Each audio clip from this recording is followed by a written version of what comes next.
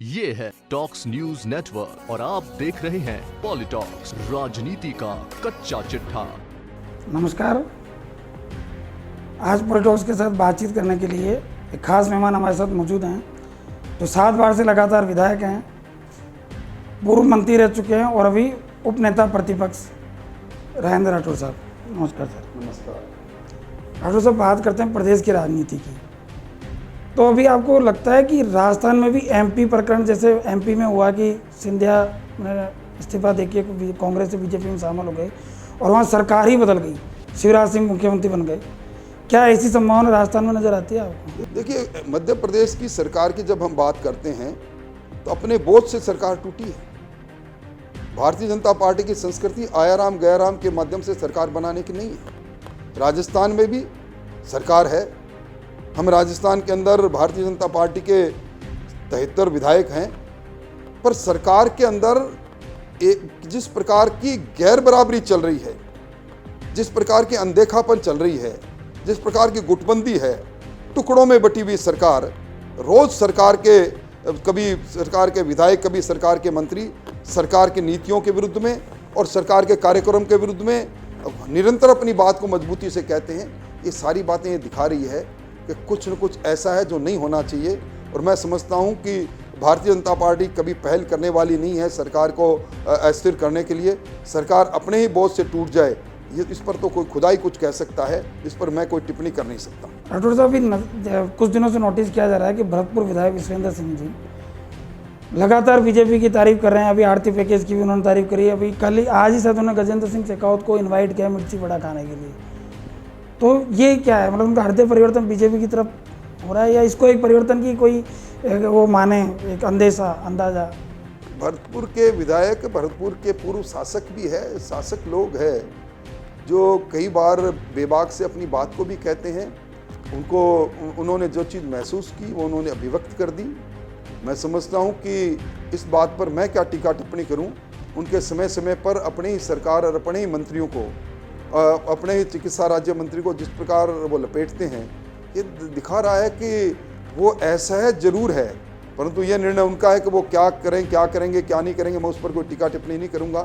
पर एक सरकार के दबंग मंत्री का सरकार से असहज होना, क्योंकि हमारा जो संविधान है उसमें सरकार ज्वाइंट रिस्पॉन्सिबिलिटी से चलती है, यानी एक मंत्री बोलता है तो ये समझा जाता है कि सरकार बोल रही है। कोलन सख्दर ने भी कई जगह ये कहा है, एक मंत्री की असहमति मंत्रिमंडल से इस बात को माना जाएगा सार्वजनिक तौर पर कि वो सरकार के उस निर्णय से असहमत है। ये सबसे बड़ी विडंबना है। इस प्रकार एक अकेले नहीं, विश्वेंद्र सिंह जी की बात नहीं, अगर तय में जाएंगे तो हमारे खाद्य मंत्री रमेश मीणा जी के वक्तव्य भी आप देख लें। और समय समय पर और निश्चित तौर पर जिस प्रकार गुटों में बंटी सरकार है, सरकार बनाने का समय जब सत्ता में हम लोग थे, उस समय सरकार के विरुद्ध में अग्रिम भूमिका के अंदर जो लोग थे, आज वो नेपथ्य में है। तो तब इस प्रकार की घटनाएं हो ही जाती है, अन्यास नहीं है, ये स्वाभाविक बात है। राठौर साहब, प्रदेश सरकार में 2 पावर सेंटर माने जाते हैं, एक मुख्यमंत्री गहलोत और एक उप मुख्यमंत्री सचिन पायलट।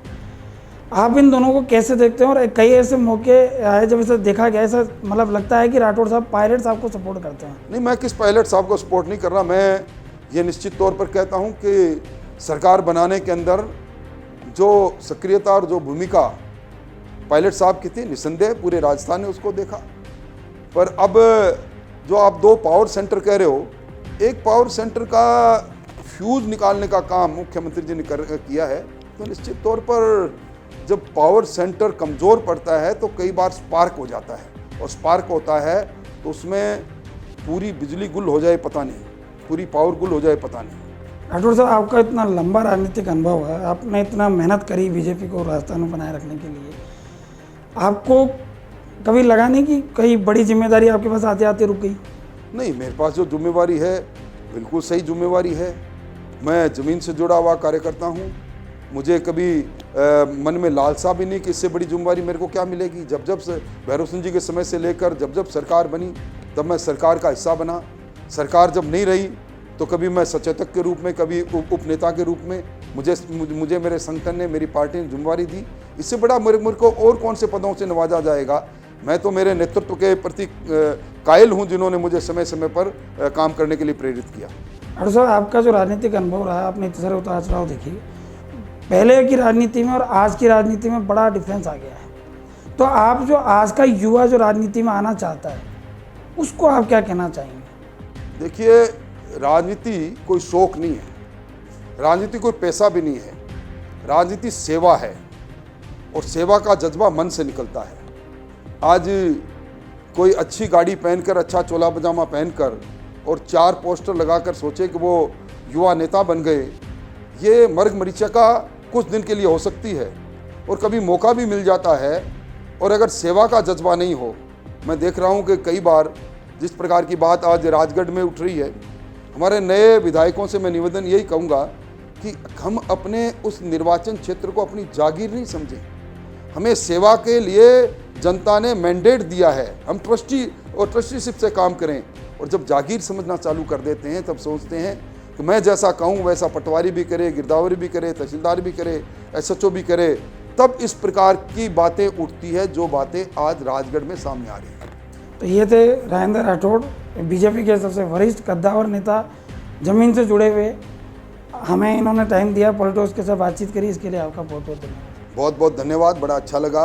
आपसे दूसरी बार बात हो रही है और आप बड़े मुद्दों पर बात करते हैं और मैं आपको भी बधाई देना चाहूँगा कि आप वो सारी बातें कहलवाने की कोशिश करते हैं जो बातें आज राजनीति में कहीं न कहीं अहम रखती हैं। तो ये थे राजेंद्र राठौड़, बीजेपी के सबसे वरिष्ठ कद्दावर नेता, जमीन से जुड़े हुए। हमें इन्होंने टाइम दिया, पॉलिटिक्स के साथ बातचीत करी, इसके लिए आपका बहुत बहुत धन्यवाद। बहुत बहुत धन्यवाद, बड़ा अच्छा लगा। आपसे दूसरी बार बात हो रही है और आप बड़े मुद्दों पर बात करते हैं और मैं आपको भी बधाई देना चाहूँगा कि आप वो सारी बातें कहलवाने की कोशिश करते हैं जो बातें आज राजनीति में कहीं न कहीं अहम रखती हैं। बहुत बहुत धन्यवाद। ये है टॉक्स न्यूज नेटवर्क और आप देख रहे हैं पॉलिटॉक्स, राजनीति का कच्चा चिट्ठा।